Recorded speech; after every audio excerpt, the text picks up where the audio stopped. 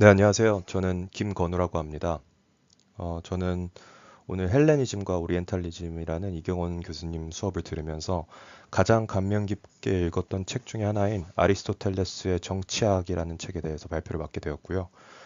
정치학이라는 책 자체가 워낙 오래된 책이다 보니까 번역본과 원본 다 존재하는데 한국어 번역본을 활용해서 하는 만큼 한국어로 발표를 하게 되었습니다. 이 부분 양해 부탁드립니다. 먼저 아리스토텔레스에 대해서 간단하게 설명을 하고 넘어가자면 기원전 384년부터 322년까지 살았던 인물로 추정이 되고 지독한 현실주의자였던 걸로 굉장히 많이 알려져 있습니다. 그리고 플라톤의 이데아론에 계승하되 현실을 구제하고자 많은 현실적인 방안을 내놓았던 사람으로 알려져 있습니다. 아리스토텔레스의 니코마코스 윤리학은 도덕적 행동의 습관화를 통해서 도덕적 성품을 고양하는 것에 초점을 맞추고 있는데요. 이것이 정치학에서도 많이 반영되어 있습니다. 고대 아리스토텔레스의 정치학을 시작으로 중세의 토마스 아퀴나스가 이 정치학이라는 것을 부활시킨 바도 있습니다. 그렇다면 아리스토텔레스의 정치학이라는 것이 무엇이냐라고 했을 때 아리스토텔레스는 정치 체제와 지배와 피지배 관계에 대해서 정치학이라는 책에서 다루고는 있지만 동시에 앞서 말씀드렸던 윤리학이라는 덕과 이성적 측면을 굉장히 많이 강조하고 있습니다. 이 부분은 뒤에서 보다 본질적으로 그리고 구체적으로 다루겠습니다. 제가 이 아리스토텔레스의 정치학이라는 책을 다룰 때 1권, 2권, 7권에 입각해서 좀 더 초점을 두고 발표를 하려고 하는데요. 그 이유가 3, 4, 5, 6권은 본질적으로 직접적인 연결이 되어 있지 않고 제가 판단했을 때 그리고 1권, 2권, 7권은 직접적으로 연결이 돼 있다고 판단했기 때문입니다. 그래서 시간적 제약으로 인해 1권, 2권, 7권만 오늘은 다루도록 하겠습니다. 1권 같은 경우는 폴리스와 가정에 대해서 이야기하고 있습니다. 그리고 폴리스를 구성하는 구성 요소, 그리고 부적으로는 경제의 재화 획득술에 대해서 이야기하고 있습니다. 폴리스와 3요소에 대해서 말씀드리기 전에 아리스토텔레스는 폴리스를 무엇이라고 규정하냐면 모든 자족의 요건을 극한까지 갖춘 완전한 공동체라고 규정하고 있습니다. 그리고 아리스토텔레스가 바라본 폴리스를 구성하는 세 가지 요소는 관계로 규정을 하는데요. 첫 번째는 주인과 노예의 관계, 그리고 두 번째는 남편과 아내의 관계, 세 번째는 아버지와 아이들의 관계에 대해서 기술하고 있습니다. 아리스토텔레스는 정치학이라는 책에서 자연성, 영혼이라는 등의 말을 계속해서 강조하고 굉장히 많이 사용하고 있는데요. 이 말인즉슨 결국 사회 구성원으로서 맡은 바 역할이 각기 다르고 굉장히 상이하고 그리고 각자 맡은 바 역할을 꾸준히 잘 해내야 된다고 주장했습니다. 그래서 첫 번째, 주인은 노예를 부릴 줄 알아야 하고요. 두 번째, 당시의 시대상으로 봤을 때 가부장적인 사회였기 때문에 남편은 아내를 잘 다룰 수 있어야 된다고 주장을 하고 아버지는 마지막으로 아이들을 잘 다뤄야 된다고 주장하고 있습니다. 이 시대에서의 책들을 많이 읽어봤는데 만연하게 나타나는 것이 헬레니즘, 즉 그리스주의 사상입니다. 여기서 어, 헬레, 헬라스인과 비헬라스인을 철저하게 아리스토텔레스는 구분을 하는데요.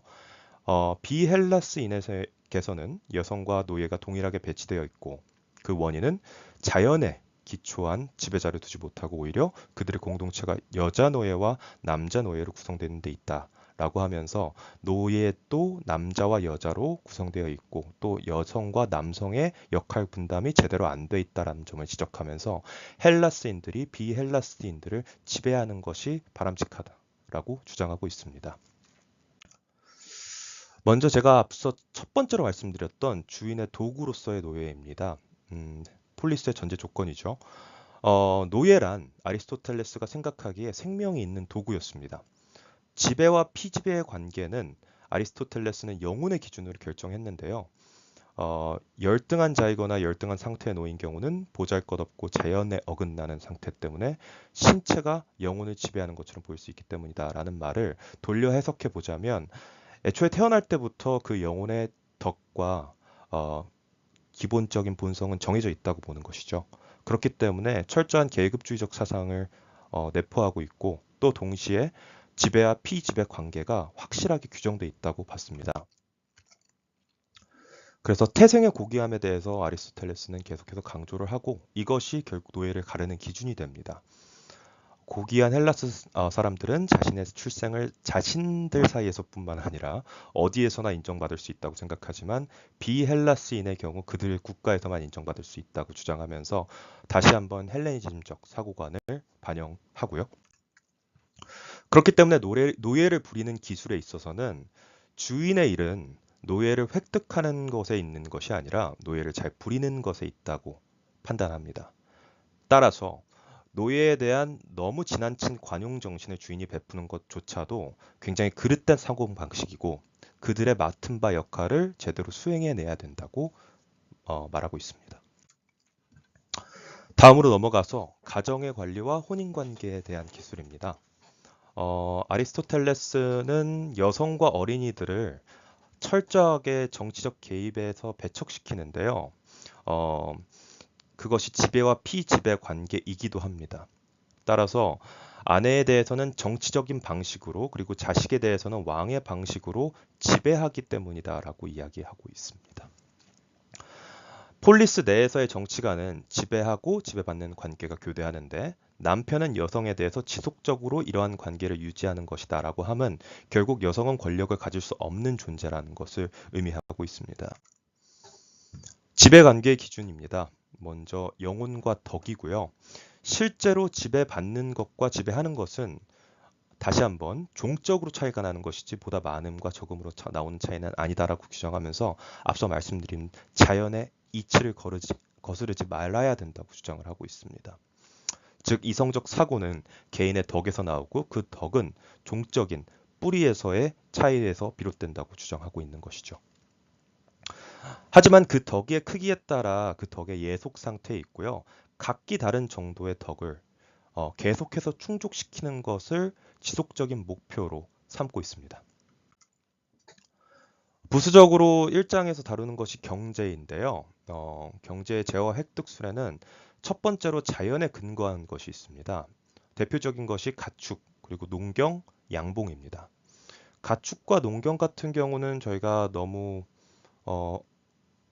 잘 알 수 있을 것 같은데 양봉은 제가 조사해 본 결과 당시대에 꿀이라는 것이 약재로도 많이 사용되어 있기 때문이라고 합니다. 하지만 자연에 근거하지 않은 것에 대한 재화 획득술을 아리스토텔레스는 비판하는데요. 그것이 매매술과 교역상업입니다. 하지만 그거에서도 예외를 두는데 물자에서의 부족을 융통하기 위해서 헬라스인들이 하는 곡식과 포도주를 주고받는 행위 자체는 괜찮다라고 주장하면서 정당화를 하고 있습니다. 아리스토텔레스가 주적으로 주장하는 바는 따라서 재화를 얻는 것은 계속해서 얻고 축적시키는 것은 개인적으로 비난받아 마땅하지만 분배를 하는 것에 있어서는 이롭다라는 것입니다. 이 부분은 1장에서 나와 있는 내용은 아닌데요. 아리스토텔레스가 바라본 정치 제도 5장에서 나온 내용을 조금 발췌해서 가져왔습니다. 먼저 아리스토텔레스가 바라본 정치 제도는 여러 가지가 있는데 1인 지배자일 때 공익을 위한다면 그것이 군주정이 되지만 사익을 위해서 정치 제도가 돌아간다면 폭군정으로 악화될 수 있습니다. 소수 지배자일 경우 아리스토텔레스가 가장 이상적이라고 생각했었던 귀족정의 형태가 나타나지만 또 반대로 사익을 중요시할 경우 과두정이라는 폭군정과 별로 별다를 바 없는 부작용이 나타나게 되는데요. 다수 지배자일 경우 혼합정 그리고 민주정의 형태가 오늘날 저에게 가장 친숙한 형태가 나타나게 되는데 아리스토텔레스는 민주정의 형태나 혼합정의 형태를 별로 선호하지는 않았습니다. 특히 민주정 같은 경우 빈부 두 계층 사이의 경제적 갈등으로 인해서 공동체적 유대감이 부족했기 때문에 다수의 빈민들이 빈곤하고 교육이 떨어지기에 선동당할 수 있다는 것을 강조합니다. 그리고 이것을 필로폰네소스 전쟁에서의 패배 요인으로 꼽습니다. 따라서 아리스토텔레스는 굉장히 이성적인 사람이었고 현실적인 사람이었기 때문에 귀족정이 성립될 수 없다고 봤고요. 가장 현실적인 대안이 중산층을 확대한 혼합정이었습니다. 왜냐하면 중산층은 이성과 도덕성이 아예 결여돼 있지는 않기 때문에 그 중간다리 역할을 해줄 수 있다고 보았고요. 그로 인해서 혼합정이 비로소 이루어지게 되는 것이죠. 생각해 보면 현대 사회에서 우리나라나 미국 같은 국가를 보면 굉장히 비슷한 형태의 정치 체제를 가지고 있다고도 볼 수 있을 것 같습니다. 2권으로 넘어가서 플라톤의 국가에 대한 비판을 하고요. 스파르타, 크레타, 카르타고와 같은 국가들을 하나씩 짚으면서 지속적인 비판을 하고 있습니다. 먼저 플라톤의 국가는 굉장히 이상적이라면서 비판을 하는데 사회적 하나와 정치적 하나라는 것이 반드시 구분되어야 된다고 주장합니다. 아리스토텔레스가 주장했던 것이 그럼에도 하나의 방향으로 나아가서 더욱더 하나가 된다면 폴리스는 더 이상 폴리스가 아니게 될 것은 명백하다라고 하면서 어, 사회적인 하나와 정치적인 하나라는 것은 반드시 명백하게 구분이 돼야 된다는 것을 강조하고 있고요. 또 민주정보다는 귀족정을 선호하는 아리스토텔레스의 면모를 간접적으로 저희가 볼 수 있는 게 정치적 공동체에 관련된 일일 경우 동일한 사람이 계속 같은 일을 하는 것이 더 나은 것이기 때문에 가능하다면 동일한 사람이 항상 지배하는 것이 더 낫다는 것은 분명하다라는 말을 합니다.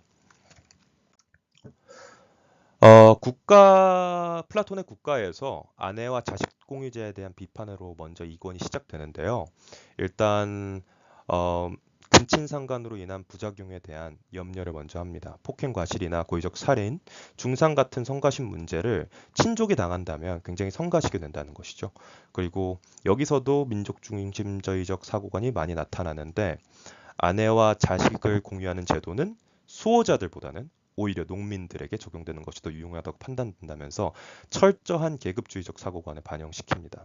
오히려 이 아내와 자식 공유제를 반란을 막기 위한 수단으로 진압하기 위한 수단으로 선택하는 아리스토텔레스의 철저한 현실주의적 면모를 저희는 엿볼 수 있습니다. 스파르타를 언급하면서 스파르타에서의 여성의 자유 제한에 대한 필요성에 대해서 강조를 하는데요. 당시 스파르타는 2명의 왕과 28명의 원로 그리고 다수의 감독관으로 정치 체제가 구성이 되어 있었고 여성들의 경우 비교적으로 자율권이 많았다고 합니다. 하지만 아리스토텔레스가 보기에는 이것이 자유에 대한 방임으로 봤고 그리고 에포로스라는 감독관을 선출하는 과정에서도 감독관은 인민 가운데서 선출되었기 때문에 몹시 가난한 이들이 관직에 들어가는 일도 적지 않았다라고 하면서 그 본질성에 어긋나는 행위들을 비판합니다.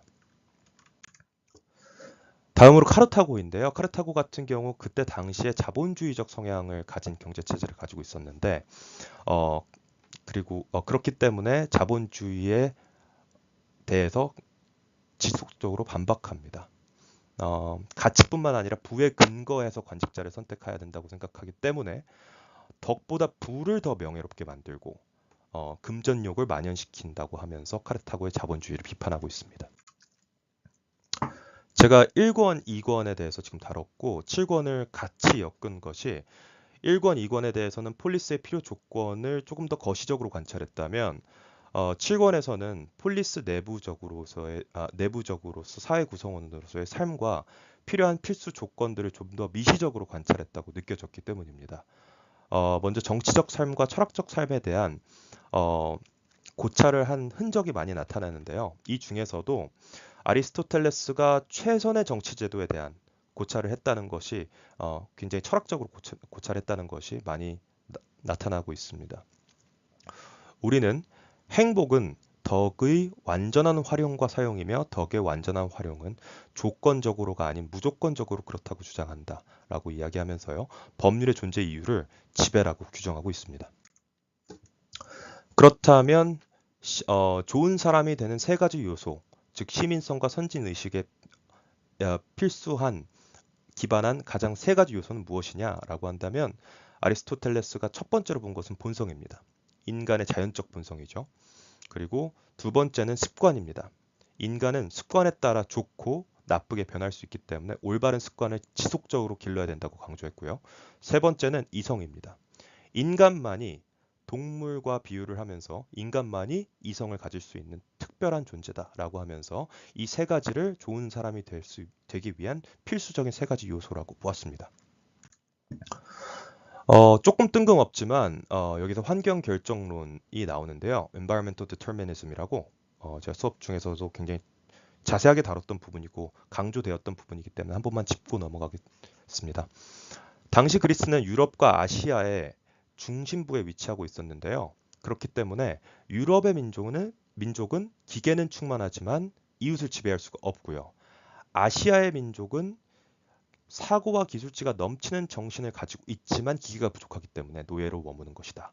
따라서 헬라스의 민족은 양자의 중간 지역에 위치하도록 양쪽이 힘을 공유하고 있기 때문에 그들이 지배하는 것이 마땅하다라고 하면서 다시 한번 헬레니즘적 사고관을 반영하고 있습니다.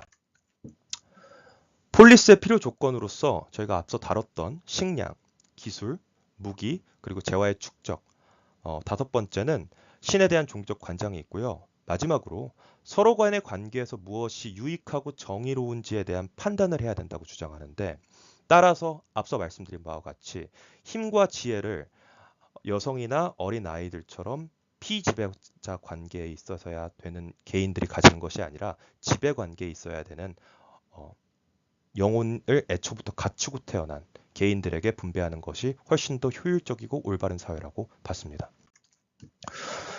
그리고 마지막으로 그렇기 때문에 아리스토텔레스는 교육의 필요성에 대해서 계속해서 강조를 하고 있는데요. 정치적 지도자의 입법은 첫 번째로 영혼과 행위를 고려해야 하고, 두 번째는 삶의 방식과 추구하는 행위들의 구분에 관련해서도 동일하게 해야 된다고 주장하고 있습니다. 그렇다면 여기서 나타나듯이, 왜냐하면 우리는 일을 할 수 있어야 되고 또 싸울 줄도 알아야 하지만, 그리고 필수적인 일과 유용한 일을 해야 하지만 그 이상으로 아름다운 것을 해야 되기 때문이다 라고 주장하거든요. 이것 자체가 앞서 말씀드린 자연에 근거한 지도자로서의 역할, 그리고 책임감을 계속해서 강조했던 대목으로 보여집니다. 그렇기 때문에 아이들과 어린이도 반드시 교육을 해야 된다고 주장을 하고 있고요. 시민을 위한 교육과 가정 내에서의 교육을 확실하고 철저하게 구분하면서 책을 마치고 있습니다. 이것으로 아리스토텔레스의 정치학 1권, 2권, 7권에 대한 발표를 마치겠습니다. 긴 발표였지만 들어주셔서 감사합니다.